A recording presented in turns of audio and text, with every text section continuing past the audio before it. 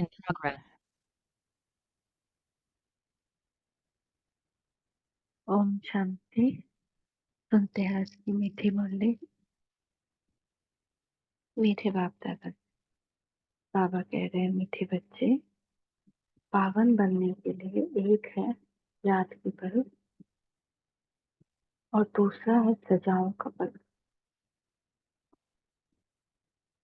तो पावन हम दो तरीके से बन सकते हैं, या तो याद से या सजा से। तो तुम्हें याद के पल से पावन बनना है, उच्च पद पाना है। आज का प्रश्न है, पाप रूहानी सर्जन है, वह तुम्हें कौन सा धीरज देने आए हैं, जिससे वह सर्जन रोगी को धीरज देते हैं कि अभी बीमारी ठीक हो जाएगी। ऐसे रूहानी सर्जन तुम बच्चों को धीरज देते हैं। बच्चे, तुम माया की बीमारी से घबराओ नहीं। सर्जन दवा देते हैं तो बीमारी सब बाहर निकलेंगी। जो ख्यालात अज्ञान में नहीं आए होंगे आएंगे, लेकिन तुम्हें सब सहन करना है। थोड़ा मेहनत करो, तुम्हारे अब सुख के दिन आए क्या आए। तो अंदर दबा हुआ क्रोध, अंदर दबी हुई घृणा, अंदर दबा हुआ ईर्ष्या, अंदर दबा हुआ काम विकार, तो कई कई जन्मों का जमा हुआ है ना। तो बीच बीच में वो निकलेगा, जो हम कभी ख्यालात में नहीं सोचते हैं। ऐसे दृश्य दिखाई देंगे, ऐसे सपने आएंगे। तो बाबा कह रहे हैं, उससे घबराना नहीं है। जब भी बीमारी उपटती है, तो जैसे होम्योपैथी दवाई क्या करता है, होम्योपैथी दवाई खाते हैं तो उसको सबसे अच्छा माना जाता है। कहता है वो जड़ से खत्म करता है रोग को। लेकिन उससे पहले क्या होता है, जब उसको खाना शुरू करता है तो वो बढ़ता है रोग। कहते हैं कि ज्यादा और विकराल रूप लेता है, लेकिन फिर अंत हो जाता है उसका। वैसे भगवान कह रहा है, वो सर्जन, सुप्रीम सर्जन हम सब रोगी को धीरज दे रहा है कि घबराओ नहीं, सब बीमारी ठीक हो जाएगी। किसी भी माया की बीमारी से मत घबराओ। सर्जन दवा देते हैं, सब बाहर निकलेगी ना। कभी कोई सिचुएशन आ गया और हम कमजोर पड़ गए और हमने रिएक्ट कर दिया, बाद में उस समय तो हम बहुत माया के प्रभाव में, उस रोग के प्रभाव में रहते हैं, रोते हैं, शिकायतें करते हैं। लेकिन बाद में समझ आता है तो बहुत पछतावा होता है कि हम ऐसा क्यों किए, हम इतनी कमजोर क्यों बन गए, क्यों नहीं बुद्धि में ये रहा। तो बाबा कहते हैं कि अब दिल शिकस्त नहीं होना चाहिए कि हम कितने बुरे हैं या कुछ हैं या ऐसे हैं। नहीं, ये अंदर दबा हुआ सब बीमारी है जो निकलते निकलते निकलेगा। लेकिन मेहनत करना नहीं छोड़ना, योग करना नहीं छोड़ना, सब सहन करना है। ओम शांति। बेहद का बाप सभी बच्चों को समझाते हैं, तुम सबको पैगाम पहुंचाना है। यह बाप आए हैं, बाप धीरज दे रहे हैं, क्योंकि भक्ति मार्ग में बुलाते हैं। बाबा आओ, लिबरेट करो, दुख से छुड़ाओ। तो बाप धीरज देते हैं। बाकी थोड़े रोज कोई की बीमारी छूटने पर होती है तो कहते हैं अब ठीक हो जाएगी, है ना। बच्चे भी समझते हैं छुट्टी दुनिया, बाकी थोड़ा रोज हम है, फिर हम नई दुनिया में जाएंगे। उसके लिए हमको लायक बनना है, फिर कोई भी रोग आदि तुमको नहीं सताएंगे। बाप धैर्य देकर कहते हैं, थोड़ी मेहनत करो। दिन भर की मेहनत चाहिए, अलर्टनेस चाहिए। नहीं तो जैसे कि रोग में होता, कहते हैं ना, परहेज चाहिए। जब होम्योपैथिक दवाई खाते तो पहले के जमाने में धैर्यता से लोग परहेज करते थे, है ना। लहसुन प्याज नहीं खाते थे। होम्योपैथिक दवाई में भी था ना, लहसुन प्याज नहीं खाना है, या कोई गरम चीज नहीं खाना, धरती के अंदर का कुछ ऐसा रहता था उसमें, ये सब परहेज करना है। लेकिन इसी यहाँ पे भी परहेज है कि हमको प्रदर्शन पर चिंतन नहीं करना है। अब कभी कभी गलती से भी प्रदर्शन पर चिंतन हो जाता है, जब आत्मा बहुत दुखी थकी हो जाती है, सबके साथ कॉल में है तो कुछ ना कुछ किसी की शिकायत बोल देती है, किसी की शिकायत सुन लेती है। लेकिन अलर्ट होकर रहना है ना, उसके बदले उसको चेंज करना है। इस निगेटिव को ही चेंज करके एकदम अंदर से फील करके बोलना है कि ये पॉजिटिव है, इसमें ये पॉजिटिव है, ये सोचना है। तो ये मेहनत करनी है हमको, तो और कोई नहीं जो ऐसे धीरज दे, है ना। ऐसा भगवान के अलावा दुनिया में कोई नहीं जो हमको ऐसे धीरज दे सकता है। तुम ही तमो प्रधान हो गए हो, अब बाप आए हैं। हमारा पिता हमें थामे हुए हैं, वो थामे नहीं तो हम, रिश्ते बिखर जाए, घर बिखर जाए, सब टूट जाए, लेकिन हमारे अनेक पाप कर्म के बाद भी क्योंकि हम उसको याद कर रहे हैं, तो वो थामे हुए हैं। वो आता है, हमारे आंसू भी पोंछता है। अचानक देखेंगे कि अभी तो हम बहुत दुखी थे, अभी ठीक फील कर रहे हैं।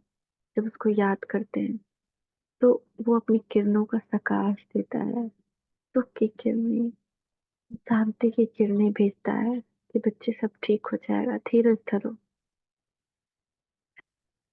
तो तुमको फिर से तो प्रधान बनाने के लिए आए हैं।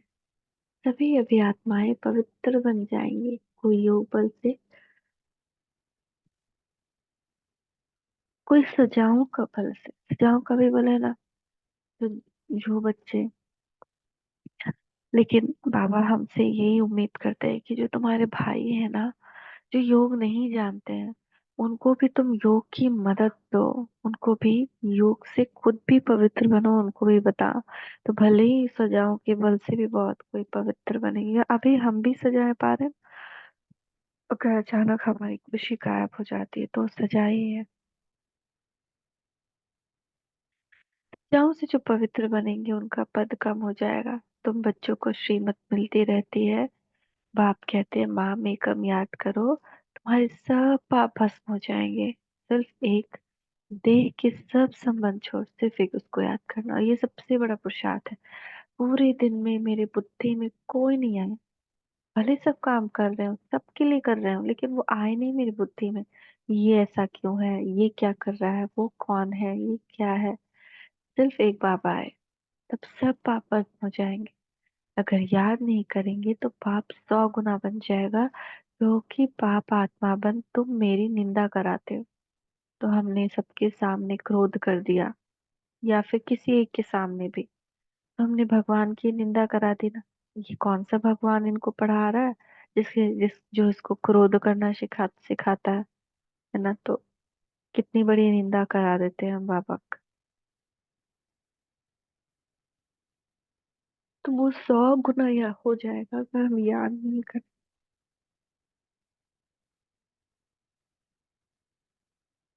मनुष्य कहेंगे इनको ईश्वर ऐसे ही मत देते हैं जो आसुरी चलन दिखाते हैं। लाही चाढ़ी उतरा चढ़ाव भी होता है ना, बच्चे हार भी खाते हैं, अच्छे अच्छे बच्चे भी हार खाते हैं, तो पाप कटते ही नहीं है। फिर भोगना भी पड़ता है। तो भोगना भी पड़ेगा अगर हम ऐसे कुछ कर देते हैं ना, तुरंत बाबा का नाम खराब करवाते हैं। तो ये बहुत छी दुनिया है, इसमें सब कुछ होता रहता है। बाप को बुलाते ही है, बाप आकर हमको भविष्य नई दुनिया के लिए रास्ता बताओ। बाबा जानते हैं उस तरफ है पुरानी दुनिया,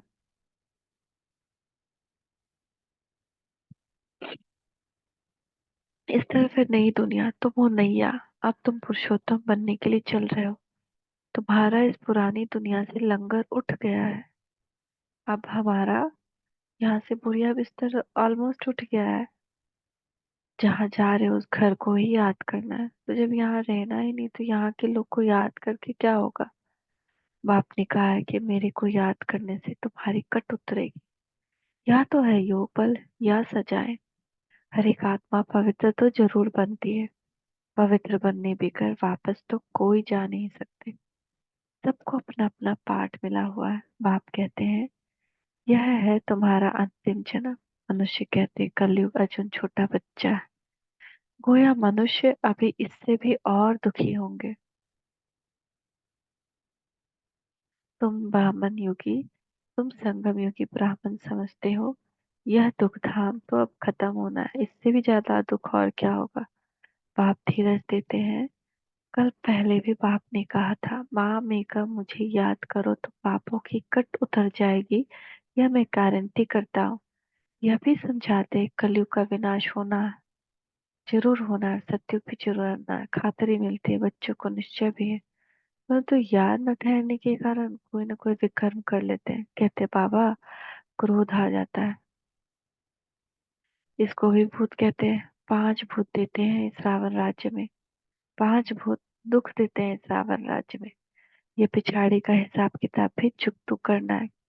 जिनके आगे कभी काम विकार नहीं सताता था, उनको भी बीमारी मर्ज हो जाती है। जिनको कभी भी काम के विकार आते ही नहीं थे, जब ये विकर्म विनाश करने लगते हैं तो उनके अंदर भी वो सारी बीमारी इमर्ज हो जाती है। कहते हैं आगे तो ऐसा कभी विकल्प कभी नहीं आया, अब क्यों सताता है। तो ये ज्ञान है ना, ज्ञान सारी बीमारी को बाहर निकालता है। भक्ति सारी बीमारी को नहीं निकालती है।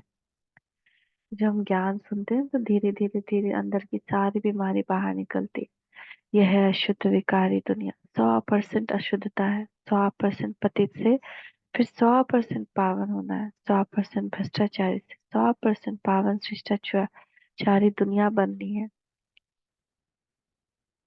बाप कहते हैं मैं आया हूँ तुम बच्चों को शांति धाम सुख धाम में ले चलने के लिए। तो मुझे याद करो और सृष्टि चक्र को फिराओ। कोई भी विक्रम नहीं करो। जो गुण इन देवताओं में है ऐसे गुण धारण करने हैं। बाबा कोई तकलीफ नहीं देते। कोई कोई घरों में इविल सोल होती है तो आग लगा देती है, नुकसान करती है। इस समय मनुष्य ही सब एविल है ना। एविल सोल होती है मतलब जरूरी नहीं कि देह से अलग कोई भटकती आत्मा हो। शरीर के अंदर भी एविल, कोई किसी किसी की सोल जो है वो एविल सोल होती है, तो घर में आग लगाने का काम करती है।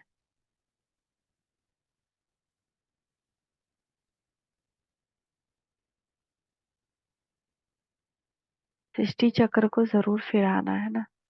और जो गुण देवताओं में है ऐसे गुण धारण करना है। तो मनुष्य इस समय, मनुष्य ही सब एविल है। सारे मनुष्य ही इस समय एविल है ना। सोल में भी कर्म भोग होता है। आत्मा एक दो को दुख देती है शरीर द्वारा। शरीर नहीं है तो भी दुख देती है। बच्चों ने देखा है, जिसको घोस्ट कहते हैं वह सफेद छाया के मुआफिक देखने में आते हैं, परंतु उनका कुछ ख्याल नहीं करना होता। तुम जितना बाप को याद करेंगे उतना है सब खत्म होते जाएंगे। ये भी हिसाब किताब है ना। तो सोचे कि ये भी हिसाब किताब रहता है। कोई देह में बैठा भूत घर में तंग कर रहा है, कोई देह नहीं है फिर भी ऐसा भूत किसी को तंग कर रहा है, तो वो भी अपने कर्म का फल है। तो कितना बड़ा बात बाबा बता रहे हैं। तो हमको इतना योग करना है कि हमारा अगर ऐसा कोई कर्म का फल रहा हुआ है तो पहले ही विकर्म से योग से विनाश हो जाए, नहीं तो फिर कितना दुख देती है ये सारी आत्माएं। घर में बच्चियां कहती हैं हम पवित्र रहना चाहते हैं, यह आत्मा कहती है। यह कौन कहती है? आत्मा कहती है। और जिनमें ज्ञान नहीं वह कहते हैं पवित्र नहीं बनो। फिर झगड़ा हो पड़ता है, कितना हंगामा होता है। अब तुम पवित्र आत्मा बन रहे हो, वह है अपवित्र तो दुख देते हैं। है तो आत्मा ना। उनको कहा जाता है इविल आत्मा। शरीर से भी तो बिगैर शरीर भी दुख देते हैं। वही देखिए 2 तरह के इविल सोल बता रहे हैं बाबा। पहला एक जिसका शरीर नहीं है, जो घोस्ट जैसे छाया, सफेद छाया माफिक दिखाई देती है। और दूसरा जो शरीर में है लेकिन पवित्र नहीं है, तो किसी न किसी बात के लिए झगड़ा करेंगे, दुख देंगे। तो ज्ञान तो सहज है। सुदर्शन चक्रधारी बनना है, बहुत सुदर्शन चक्रधारी बनना है। सुदर्शन चक्र चलाना सीखना है। बाकी मुख्य है पवित्रता की बात। इसके लिए बाप को खुशी से याद करना है। रावण को एविल कहेंगे ना। रावण को क्या कहेंगे? एविल कहेंगे ना। इस समय ये दुनिया है ही एवल। एक दो को दो से अनेक प्रकार के दुख पाते हैं। इविल पतित को कहा जाता है। पतित आत्मा में भी 5 विकार अनेक प्रकार के होते हैं। कोई में विकार की आदत, कोई में क्रोध की आदत, कोई में तंग करने की आदत, कोई में नुकसान करने की आदत कोई होती है। कोई में विकार की आदत होगी तो विकार न मिलने के कारण क्रोध में आकर बहुत मारते भी हैं। ये दुनिया ही ऐसी है। तो बाप आकर धीरज देते हैं। हे आत्माओं, बच्चों, हे आत्माएं, बच्चों धीरज धरो, मुझे याद करते रहो और दैवी गुण भी धारण करो। ऐसे भी नहीं कहते कि धंधा आदि नहीं करो। जैसे मिलिट्री वालों को लड़ाई में जाना पड़ता है तो उन्हों को भी कहा जाता है शिव बाबा की याद में रहो। गीता के अक्षरों को उठाए वह समझते हैं हम युद्ध के मैदान में मरेंगे तो स्वर्ग में जाएंगे, इसीलिए खुशी में से लड़ाई में जाते हैं। परंतु वह तो बात ही नहीं। अब बाबा कहते हैं तुम स्वर्ग में जा सकते हो, सिर्फ शिव बाबा को याद करो। याद तो एक शिव बाबा को ही करना है, तो स्वर्ग में जरूर जाएंगे। जो भी आते हैं भल फिर जाकर पतित बनते तो भी स्वर्ग में आएंगे, सजाएं खाकर पावन बनकर फिर आएंगे जरूर। बाप रहम दिल है ना। बहुत लोग है ना, बहुत लोग जो जिन्होंने ज्ञान लिया है लेकिन जो योग नहीं कर रहे हैं तो भी वो स्वर्ग में आएंगे, लेकिन सजाएं खाकर आएंगे। क्योंकि बाप रहम दिल है तो उनको लाएगा, भले ही पावन बनकर कैसे भी आए, सजाएं खाकर आए, लेकिन आएंगे। बाप समझाते कोई विकर्म न करो तो विक्रमाजीत बनेंगे। ये लक्ष्मी नारायण विक्रमाजीत है ना। फिर रावण राज्य में विक्रमी बन जाते हैं, तो लक्ष्मी नारायण भी तो विक्रमाजीत रहते हैं, मगर रावण राज्य में विक्रमी बन जाते हैं। विक्रम संवत शुरू होता है ना। दो संवत है दुनिया में, विक्रमाजीत संवत और विक्रम संवत। मनुष्य को तो कुछ पता नहीं, तुम बच्चे भी जानते हो। ये लक्ष्मी नारायण विक्रमाजीत बने हैं। कहेंगे विक्रमाजीत बन नंबर 1, फिर 2500 वर्ष के बाद विक्रम संवत शुरू होता है। मोहजीत राजा एक कहानी है ना। बाप कहते हैं नष्टो मोहा बनो, माम एकम याद करो तो पाप कटेंगे। जो 2500 वर्ष में पाप हुए हैं, वह 50-60 वर्ष में तुम स्वयं को शत प्रधान बना सकते हो। अगर योग बल नहीं होगा तो फिर नंबर पीछे हो जाएंगे। माला तो बहुत बड़ी है। भारत की माला तो खास है, जिस पर ये सारा खेल बना हुआ है, जिसमें मुख्य है याद की यात्रा और कोई तकलीफ नहीं। भक्ति में तो अनेकों से बुद्धि योग लगाते हैं, यह सब रचना है।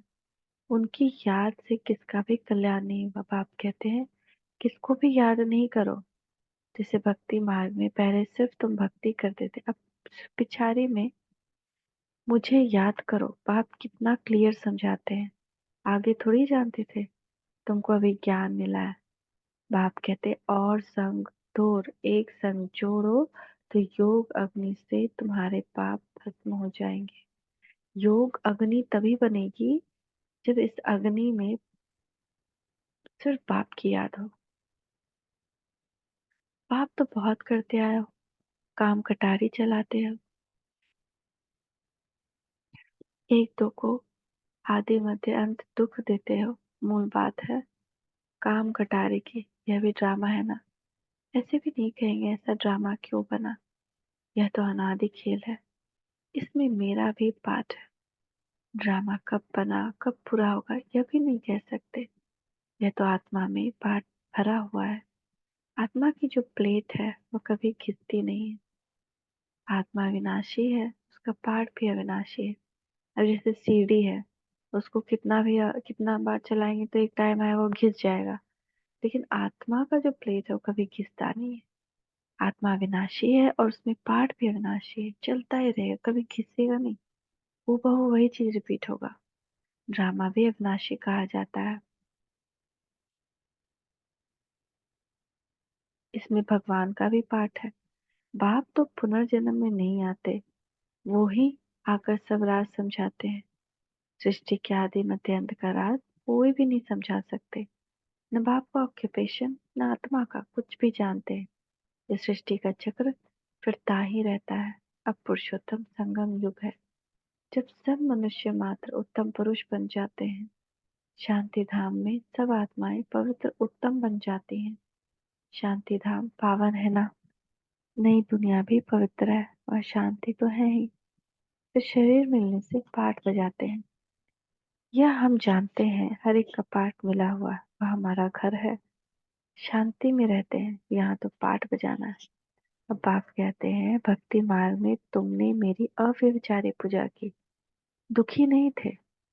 अभी व्यभिचारी भक्ति में आने से तुम दुखी बन पाए। जब हम सिर्फ शिव बाबा की पूजा करते थे, अव्यभिचारी थी हमारी भक्ति, तब हम दुखी नहीं थे। लेकिन जब हम व्यभिचारी बने, यानी शिव बाबा के साथ फिर कृष्ण राम सबको ले आया, तो दुखी बन पड़े।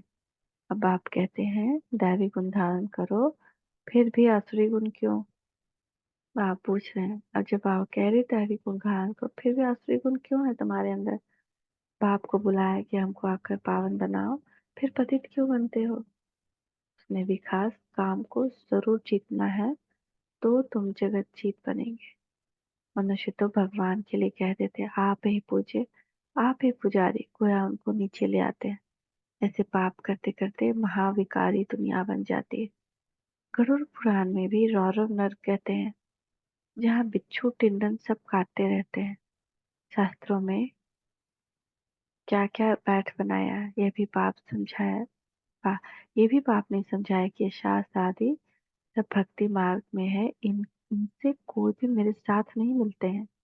चाहे भक्ति करें, अगरबत्ती जलाएं, यज्ञ करें, इससे हम भगवान हमको नहीं मिल सकते, और न हम भगवान से मिल सकते हैं, और ही तमो प्रधान बन पड़ते हैं। इसलिए मुझे बुलाते हैं कि आकर पावन बनाओ तो पतित ठहरे ना। मनुष्य तो कुछ भी समझते नहीं है। जो निश्चय बुद्धि है वो तो विजय हो जाते हैं। रावण पर विजय पाकर राम राज्य में आते हैं। बाप कहते हैं काम पर जीत पाओ, पर ही हंगामा होता है। गाते हैं अमृत छोड़ विष क्यों खाते हो। अमृत नाम सुनकर समझते हैं गांव मुख से अमृत निकलता है। अरे, गंगा जल को थोड़े ही अमृत कहा जाता है। यह तो ज्ञान अमृत की बात है। स्त्री पति के चरण धोकर पीती है, उनको भी अमृत समझते हैं। अगर अमृत है तो फिर हीरे समान बने ना। ये तो बाप ज्ञान देते हैं जिससे तुम हीरे जैसा बनते हो। पानी का नाम कितना बाला कर दिया है। तुम ज्ञान अमृत पिलाते व पानी पिलाते हैं। तुम ब्राह्मणों का किसका भी पता नहीं। वह कौरव पांडव कहते हैं, परंतु पांडव को थोड़ी ब्राह्मण थोड़ी समझते हैं। गीता में ऐसे अक्षर है नहीं जो पांडवों को ब्राह्मण समझे। बाप बैठ सब शास्त्रों का सार समझाते हैं। बच्चों कहते हैं शास्त्रों में जो कुछ पढ़ा है और जो कुछ मैं सुनाता हूँ उसको जज करो। तुम जानते हो आगे हम जो सुनते थे वह रॉन्ग था, अब राइट सुनते हैं। बाप ने समझाया तुम सब सीताएं अथवा भक्तियां हो। भक्ति का फल देने वाला है राम भगवान। कहते हैं मैं आता हूँ फल देने। तुम जानते हो हम स्वर्ग में अपार सुख भोगते हैं। उस समय बाकी सब शांति धाम में रहते हैं। शांति तो मिलती है ना। वह विश्व में सुख शांति पवित्र सब कुछ है। तुम समझाते हो जबकि विश्व में एक धर्म था, तभी शांति थी, फिर भी समझते नहीं। ठहरता कोई मुश्किल है, पिछाड़े में बहुत आएंगे, जाएंगे कहाँ। ये एक ही हट्टी है। बाबा कह रहे हैं ये एक ही जगह ही है, कहाँ जाएंगे ये छोड़कर। जैसे दुकानदार की चीज अच्छी होती है तो एक दाम होता है। यह तो शिव बाबा की हट्टी है, वो निराकार है। ब्रह्मा भी जरूर चाहिए। तुम कहलाते हो ब्रह्मा कुमार कुमारियां, शिव कुमारियां तो नहीं कहला सकते। ब्राह्मण भी जरूर चाहिए। ब्राह्मण बनने बगैर देवता कैसे बनेंगे। अच्छा, मीठे मीठे सिकी लदे बच्चों प्रति माता पिता बाप दादा का याद प्यार। Good morning. रूहानी बाप की रूहानी बच्चों को नमस्ते। रूहानी बच्चों की रूहानी माता पिता बाप दादा को याद प्यार। Good morning. नमस्ते बाबा नमस्ते। शुक्रिया बाबा शुक्रिया। धारणा के लिए मुख्य सार। देवताओं जैसे गुण स्वयं में धारण करने हैं। अंदर में जो एवल संस्कार है, क्रोध आदि की आदत है, उसे छोड़ना है। विकर्मा जीत बनना है। इसीलिए अब कोई भी विकर्म नहीं करना है।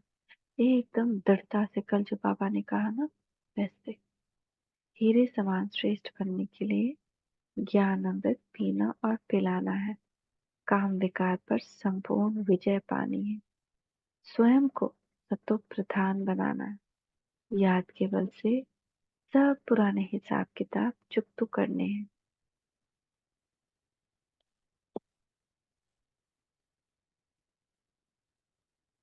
तो कितना दो दो बात बाबा ने की ना। ज्ञान अमृत पीना पिलाना है और हिसाब किताब याद से चुकतो करना, और हम अपने अंदर के जो एविल संस्कार हैं, क्रोध इत्यादि, वो निकाल करके दैवी गुण धारण करके विक्रमाजीत बनना है। आज का वरदान देखिए, बाप दादा का वरदान यहाँ अपने मस्तक के ऊपर मीठे बाबा वरदान दे रहे हैं। मीठे बच्चे, बुद्धि को मेरेपन के फेरे से निकाल, उलझनों से मुक्त रहने वाले न्यारे ट्रस्टी भवा। जब बुद्धि कहाँ भी उलझन में आती है तो समझ लो ज़रूर कोई न कोई मेरापन है। जहाँ मेरा आया, वहाँ बुद्धि का फेरा हुआ। गृहस्थी बनकर सोचने से गड़बड़ होती है, इसीलिए बिल्कुल न्यारे और ट्रस्टी बन जाओ। ये मेरापन, मेरा नाम खराब होगा, मेरी ग्लानि होगी, ये सोचना ही उलझना है। फिर जितना सुलझाने की कोशिश करते करेंगे उतना उलझते जाएंगे, इसलिए ट्रस्टी बन इन उलझनों से मुक्त हो जाओ। भगवान के बच्चे कभी उलझनों में नहीं आ सकते। कितना बड़ा बात है ना, भगवान के बच्चे, भगवान कह रहा है तुम मेरे बच्चे हो, तुम उलझनों में नहीं आ सकते। ट्रस्टी बन जाओ बच्चे, ट्रस्टी बन जाओ। नहीं सोचो ये मेरा, ये मेरा, ये मेरा। बस समझो ये तेरा, और तेरा समझकर फिर ट्रस्टी से सब बातें सुलझाओ, ये सारी बातें करो। लोगन, बड़े बाप के बच्चे हो, इसलिए ना तो दिल छोटी करो, न छोटी बातों में घबराओ। किसके बच्चे हैं हम? बड़ा बड़ा लिख दीजिए। मैं बड़े बाप का बच्चा हूँ, इसलिए ना मैं अपना दिल छोटा करूंगा, और ना मैं किसी भी बात, सब छोटी ही है लेकिन उसको हम बड़ा करते हैं, मैं किसी छोटी बात से घबराऊंगा। थैंक यू बाबा, थैंक यू। ओम शांति, ओम शांति, ओम शांति।